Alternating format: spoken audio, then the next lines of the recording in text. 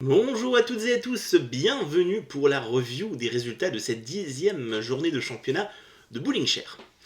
Alors une 10e journée marquée par beaucoup de matchs reportés suite au Covid, encore une fois, mais on va voir ensemble les matchs qui ont pu être joués. Donc on va mettre un petit zoom déjà voilà sur les journées de championnat. Donc deux matchs ont été reportés en National 1, l'Espérance de Vitoncourt face à Folquemont et Vigien face à la BJ Vitoncourt. Euh, Premier match joué donc premier match joué aura vu Styra 1 face à Capel 1, match gagné par Styra 27-12 avec le meilleur score du match pour René Kitzler avec 832, meilleur score pour Capel pour Pascal de Sia 822 qui prend donc les 2 points qui font les 27-12. Deuxième match, victoire à l'extérieur de Volstroff face à Longlaville 15-24. Le meilleur score du match est détenu par William Turchi avec 803. Et le meilleur score pour Volstroff est pour Mathieu Cott avec 788 quilles. Au niveau du classement, Capel est premier avec 211 points et 10 matchs joués. Deuxième, Folquemont avec 205 points mais seulement 8 matchs joués. Troisième, Styra 1 avec 204 points et 9 matchs joués. La BJ Vitoncourt est quatrième avec 198 points pour 9 matchs joués. Longlaville 1 a 10 matchs joués avec 157 points. Sixième, Vigie 1, 9 matchs avec 156 points. Septième, l'Espérance de Vitoncourt avec 9 matchs également et 153 points. Et Volstroff ferme la marche avec 149 points et 10 matchs joués. On commence à voir qu'il y a un petit groupe qui va se former entre l'Espérance de Vitoncourt, Vigie et Longlaville pour un petit peu pour jouer la 7ème place. Et ensuite Folquemont qui est, je pense, avec 2 matchs de retard mais largement en tête. Il y aura un groupe qui va se former entre Capel, Folquemont et Styra pour le gain de la 2ème place. Au niveau de la 2ème division, également un match reporté, c'était Folquemont 2 face à Longlaville 2. Autrement, on a Mid-Service 1 qui a joué contre Margu 1, match gagné par Mid-Service 21-18, avec le meilleur score du match pour Marc Moka avec 748 quilles, et le meilleur score pour Margut et pour Stéphane Sainte-Huile avec 731 quilles. Capel 2 affrontait Gondrange 1, Capel 2, meilleur score du match 778. Meilleur score pour Gondrange, c'est Brugnoni Renzo avec 753. Capel s'impose donc 24-15 face à Gondrange. Styra 2 était exempt. On regarde vite le classement. Capel 2 est en tête avec 196 points, suivi de Gondrange 1 qui a 189 points mais un match en moins. Mid-Service 1 est 3ème avec 156 points, 4ème Folquemont 2 147 points, Margu 1 123 points et 5ème, 6ème Styra 2 avec 106 points et Longlaville 2 ferme la marche avec 77 points. On arrive à la Régionale 1 avec le premier match qui opposait Gondrange 3 à Capel 3, match gagné 16-8 par Capel. Meilleur score du match pour Helmut Kleines avec 665 quilles, le meilleur score pour Gondrange est fait par Jonah Guarato avec 662 quilles. Vigie 2 Forbacquin a été reporté. Iplin 1 s'impose face à Gondrange 2 18-6. Meilleur score pour Joachim Leisman avec 748 quilles.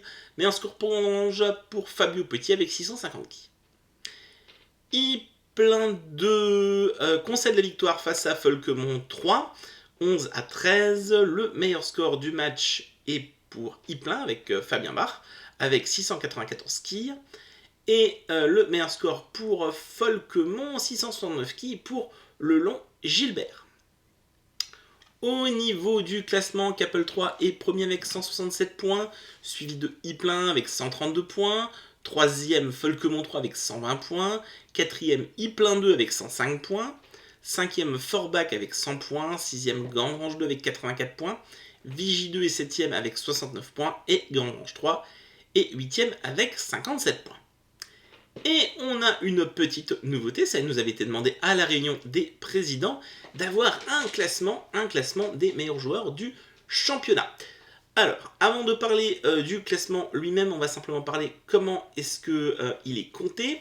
tout simplement via les moyennes scores. Donc vous prenez vos scores moyens, en sachant cependant que les scores à domicile, si par exemple vous faites 7 matchs dans une saison, je fais la moyenne de ces 7 matchs, donc vous n'en avez plus qu'un, et je refais la moyenne de ce match-là, plus des 7 matchs à l'extérieur, ce qui fait que le score à domicile ne compte que pour un match.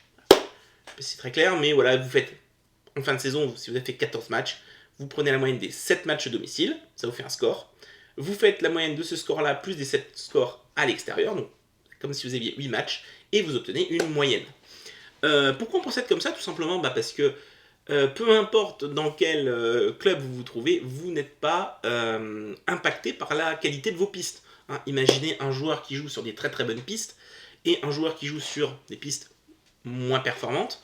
Ben, si on prenait le même poids pour les scores à domicile et les scores à l'extérieur, ça veut dire que ceux qui ont les meilleures pistes seraient favorisés. Alors qu'avec le système là, on considère que tout le monde joue 8 matchs, donc si tous les joueurs d'une division, ils ont fait un match entre guillemets à domicile, plus tous les autres matchs à l'extérieur.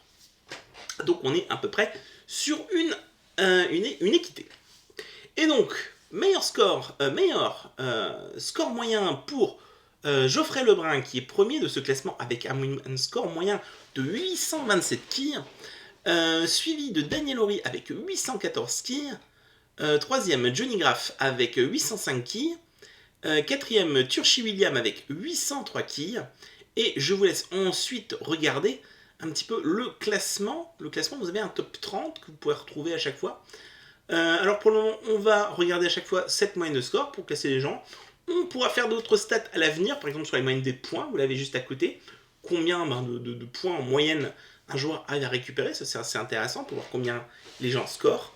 À côté vous avez le nombre de matchs joués. Effectivement, pour ne pas avoir des gens qui ont joué très très peu de matchs. Et vous avez le classement à côté. Voilà, je vous laisse regarder du coup ce classement. Voilà, je vais le mettre en entier, vous le verrez mieux. Je vous laisse quelques instants pour le regarder, sinon vous le retrouverez sur le site. On a terminé du coup la review de cette 10e journée de championnat. N'oubliez pas, comme toujours, de liker et de commenter les vidéos. Pensez à vous abonner à la chaîne si ce n'est pas encore fait. Tout ça nous permet de faire connaître la chaîne YouTube et donc le Bowling Share, le jeu de quilles, par la même occasion. Je vous remercie à toutes et à tous et je vous souhaite une bonne journée.